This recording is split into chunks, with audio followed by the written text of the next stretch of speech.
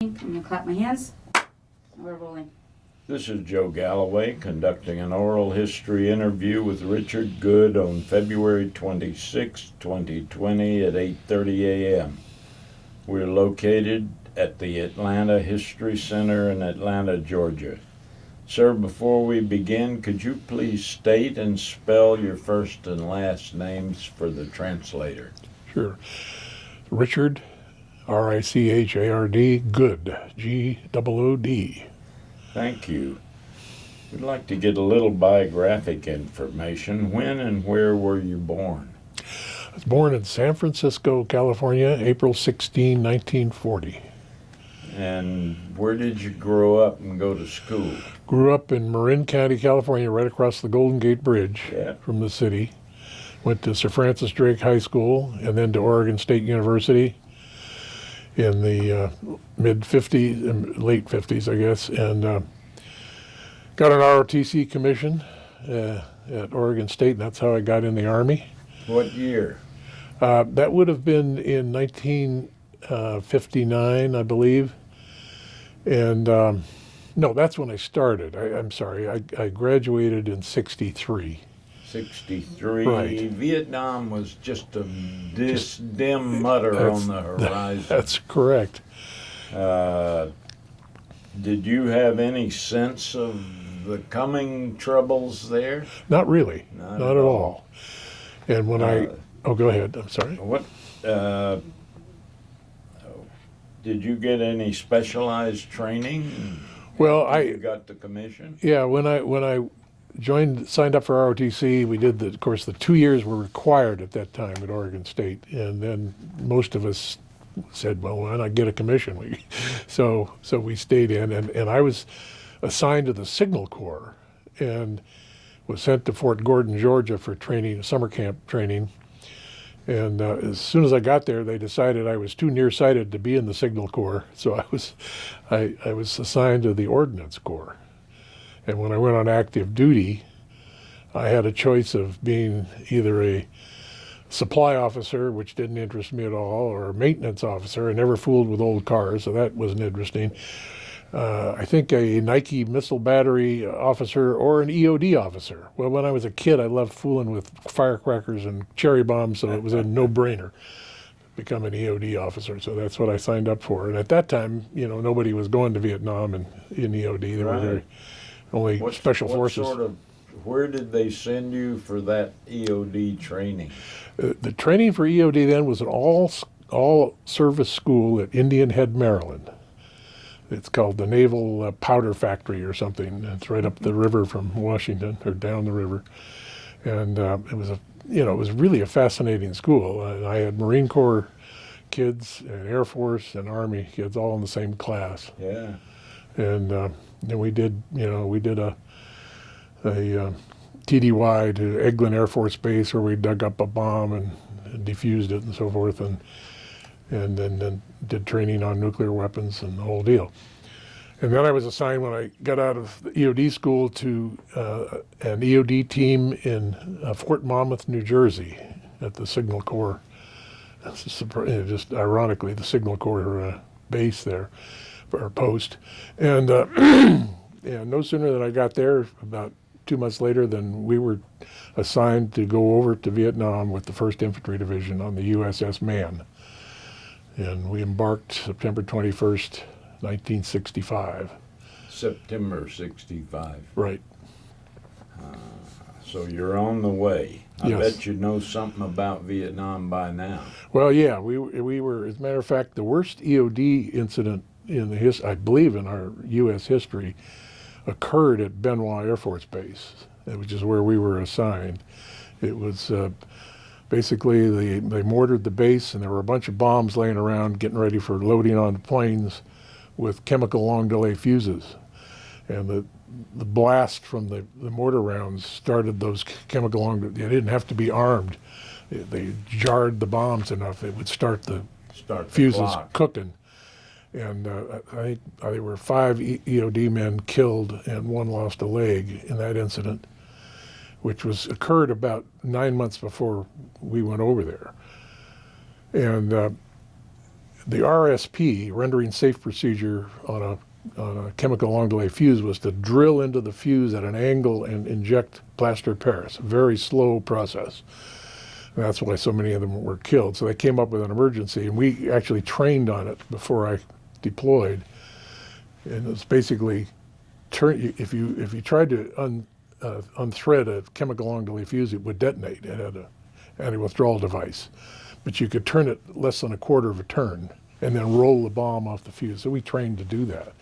And then we were assigned to Benoit, I think, for two reasons. One, to back up the Air Force EOD there, but also to get transportation to the forward infantry operating bases in 3 Corps. You're an officer with a team of NCOs who are doing the actual disarming, or did you get into it yourself? The protocol at EOD, going all the way back to the Battle of Britain, where it started with the British, was that the senior person on the scene, on the incident, it does the dirty work, does the most dangerous part. So I did plenty of work myself. So you did a lot Oh yeah, of it? absolutely. Oh my. Rank don't have no privileges in the EOD. No, it doesn't. No. How old were you when you went to Vietnam? Well, I was born in 1940, so it's pretty easy to track that. I would have been 25. 25. Yeah. You were an old man by Vietnam Yeah, I was, standards. except for my first sergeant, who was an E8, and actually made E9. I had a 9 EOD trained guys and 1 clerk in an EOD team. So I had halfway through the tour, I had a sergeant major as my first sergeant in a 9-man detachment, which was a big help, by the way. Anyway, that was Sergeant Dick Stouty. Describe your friendships with and your impressions of the people that you worked with on your team. And Well, of course, I was very close to Sergeant Stouty and relied on him, obviously, because he was a Korean War veteran, had a CIB from Korea, and but he was an older guy, and most of EOD guys, we were really not trained for combat situations. We were, as I mentioned earlier, started in Britain during the Battle of Britain, and it was a totally a specialty that was done really behind the lines for the most part. EOD changed as a result of Vietnam because we had to go unconventional warfare. The primary weapon was what we called at that time a controlled detonated mine. Yeah. Now they call them IEDs in the Middle East, and in the Middle East it's the same story. They were devilishly competent at turning our munitions absolutely. into their explosives. Yes, and our primary mission was to find those unexploded weapons and destroy them, to keep them out of their hands. And that's still the case today. And most EOD kids, now I've met a few since, are out of the infantry. So they're really qualified. They can handle both EOD and any kind of a combat assignment. But we really weren't trained for that, but we had to do it because that's what they needed us for over there. So you and your team would be assigned to a battalion, or? Well, we were in 3 Corps, and we worked for everybody. We had the 173rd Airborne that was posted right across the runway from Benoit. We went over with the 1st Infantry Division, and they were scattered throughout the 3 Corps. Yeah. The 25th Infantry Division came in while we were there, and we went in with them at Cu Chi, which was a really hot spot at the time. And we got into a lot of shooting when we got into Cu Chi, and blowing up tunnels and all kinds of stuff. With the stuff we were recovering, we just put it in a tunnel and blow it. These tunnels would collapse like dominoes falling down, going in all directions. And we worked with the ROKs, so we were really, and a lot with the Special Forces, go out to the various Special Forces camps and when they'd find stuff in the field. Did you notice any cutting-edge technology or science or other advancements during your tour? Well, I don't know if you've seen the movie The Hurt Locker. There was no cutting-edge equipment or anything at the time. We basically worked with our hands with no protective equipment. If you watch the movie The Hurt Locker, which was in a film supposed to be in Iraq, they had protective gear and they had remote control robots running out and doing some of the dangerous stuff. We didn't have any of that. You in did it Vietnam. all naked. Absolutely. Did it by hand and sometimes under fire. Let's talk about your most vivid memories of your tour. Describe the worst day you had.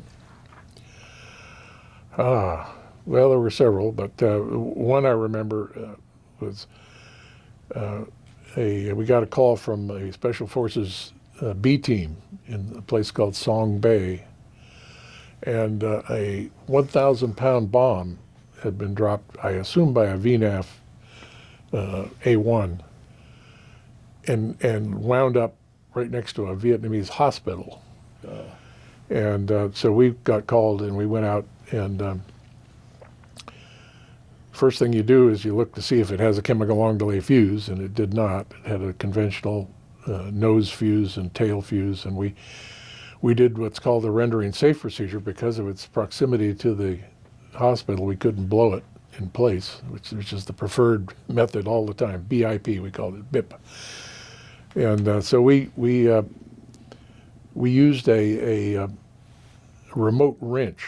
It's a spring-loaded wrench that you attach to the fuse, you pull on it, and it knocks the fuse and spins it out. But the problem was, it was a 1,000-pound bomb. We were probably 30 to 50 feet away from that bomb in a little trench, pulling the cord and operating it. But we got the fuses out. And then the SF guys helped us load that bomb on the back of a deuce-and-a-half truck they had a crane, and they got it up there. And we took it out in the boonies in no man's land, and put some C4 in the fuse well, put a blasting cap with time fuse, and I'll never forget this. It was a screw-up on my part, but the Special Forces guy, don't you want to double prime that? And I said, oh no, I had missed one. I've been there about 6 months at the time. And so we pulled the switch on the time fuse, and it started cooking, and we took off and waited and waited and waited. Nothing happened. So yours truly jumps in the Jeep by myself and drives back down, not knowing whether we had measured the time fuse right, whether Charlie had come out of the boonies and pulled something out and put his own control detonator in there. And anyway, it was a rear end puckering situation. But I drove up and I double primed it this time, and we got her to go.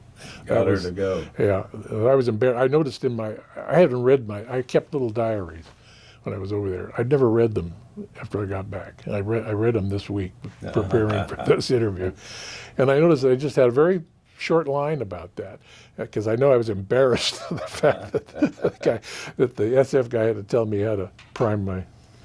And your rank is first lieutenant? It was at the time I was a first lieutenant. I made first lieutenant while I was in country. Okay. Made captain right before I got out.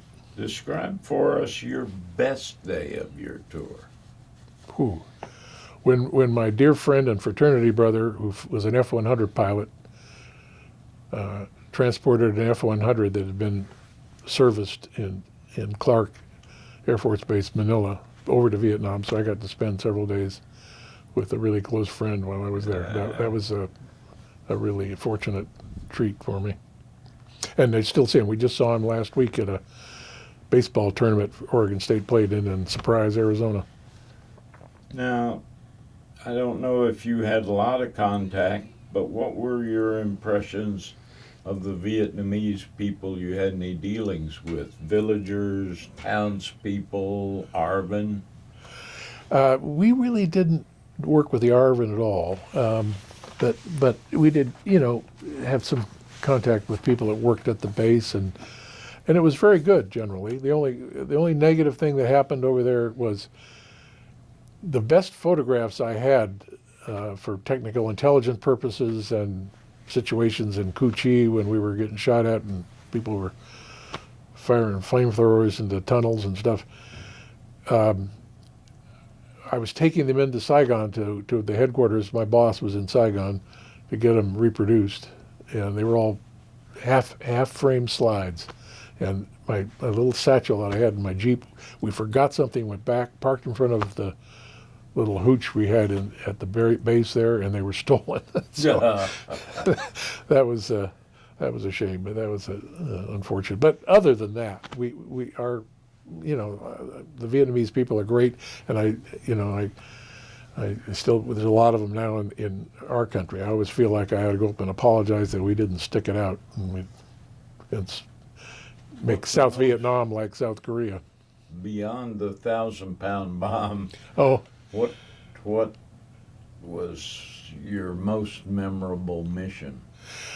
well, another incident that was a little tricky. The 1st Infantry Division sent a brigade in to set up shop in a place called Loc Ninh. It was a Michelin rubber plantation, and the Special Forces camp there had set up a defensive perimeter, and they had what are called fougasses. Oh yeah. Scattered all around this place. And so we had to go in there, and a lot of them were old and decrepit and falling apart, and get rid of them so that they weren't a hazard to the infantry brigade. For those who don't know what fougasse yes. is. A fougasse is basically a 55-gallon drum filled with homemade napalm. Yeah. And at the base, there'd be a block of TNT taped to a white phosphorus grenade. Yeah.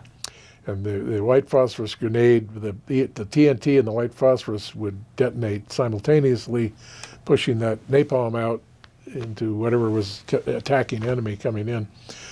And Nasty stuff. it was. And we were basically just blowing these things, just functioning them, and about half of them did, but about half of them didn't work.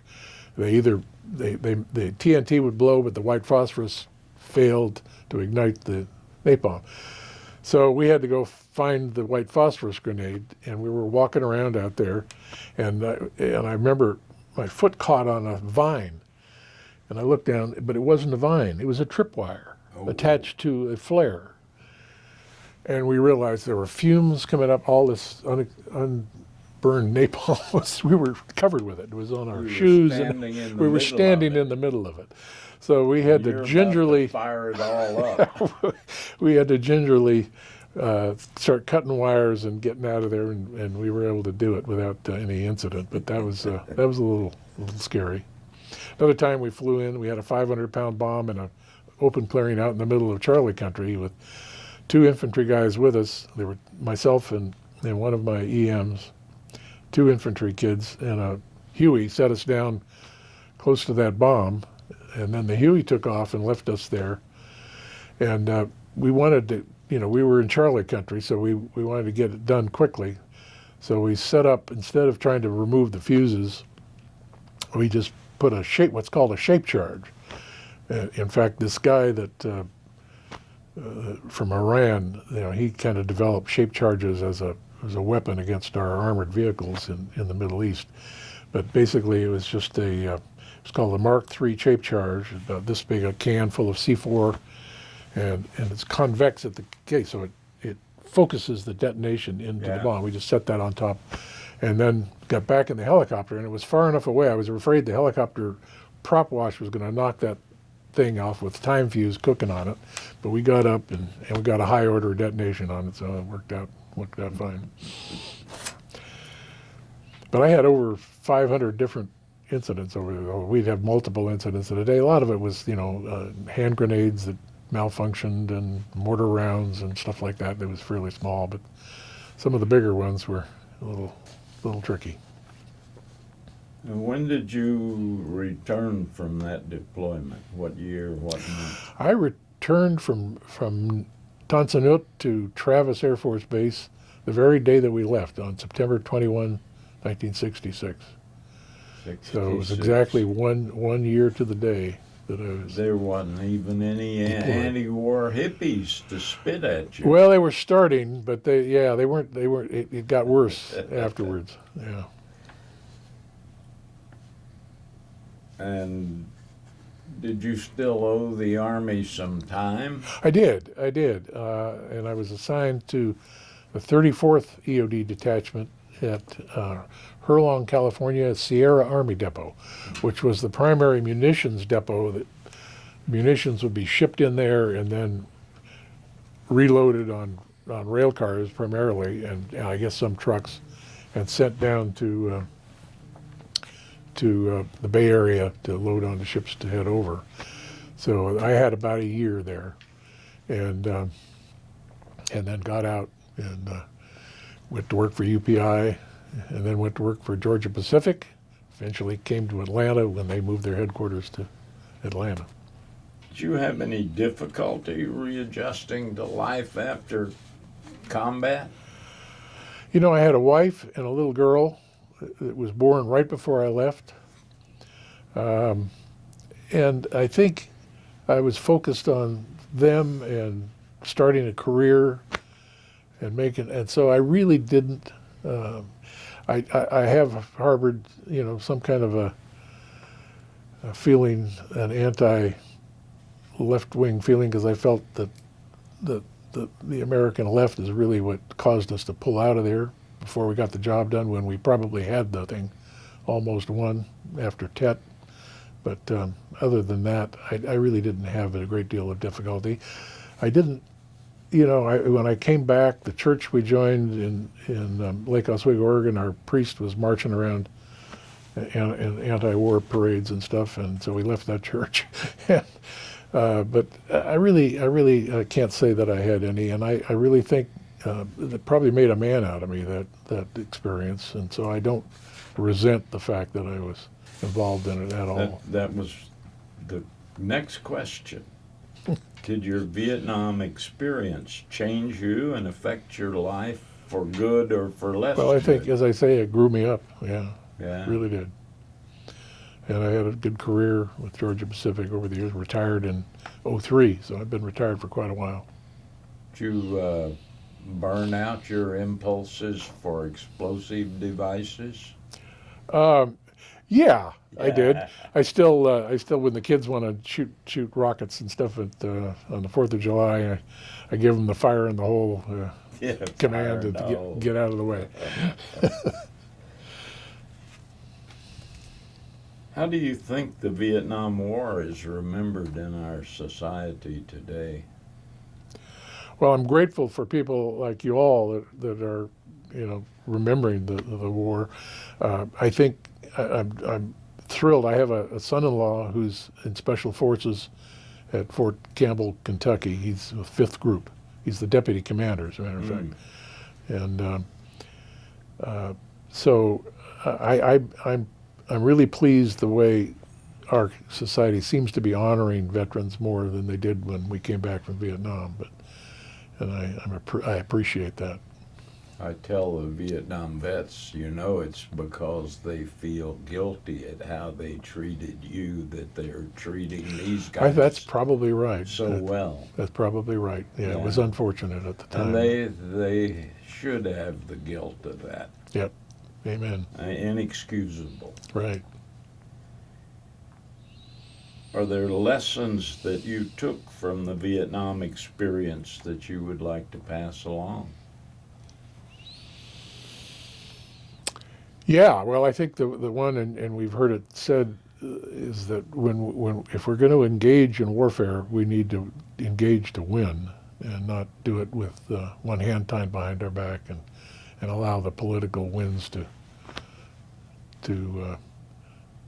damage the ability of our military to accomplish the mission. That would be the main thing. And if you're going to start a war, you need to know what the end is going to be. Absolutely.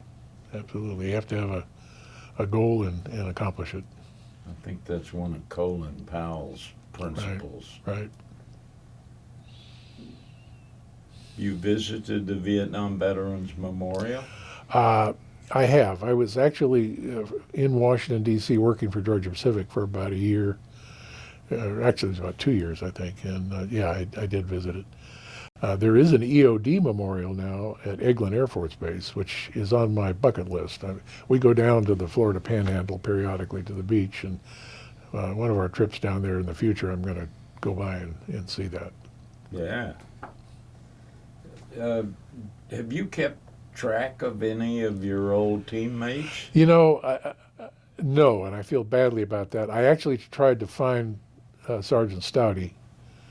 Went online and it was unsuccessful. Sergeant Majors, you Right, Sergeant Major. on computers. That's right, Sergeant Major Stouty, and I haven't been able to locate him, so I haven't, and I feel guilty about that. I have kept up with my fraternity brothers, most of whom were in the military. I told you about my friend Steve Altick, who was an Air Force pilot, F-100 pilot, and kept up with them, but the fellows that were on the team, not really. I think we were all just glad to get out of there at the time we got out. And you've heard about the 50th anniversary of the Vietnam War commemoration. I have. Part of it today. Yes, indeed. What do you think of that? I think that's a great idea, and I'm looking forward to. I just joined the Atlanta Vietnam Vets group. That's how I got involved with this. And you received your lapel pin? I have got it, and I should have it on, but I got one on my hat. Okay. Well, all right. Thank you for coming in. Joe, thank you so much. It's an honor to meet you. Oh, my pleasure.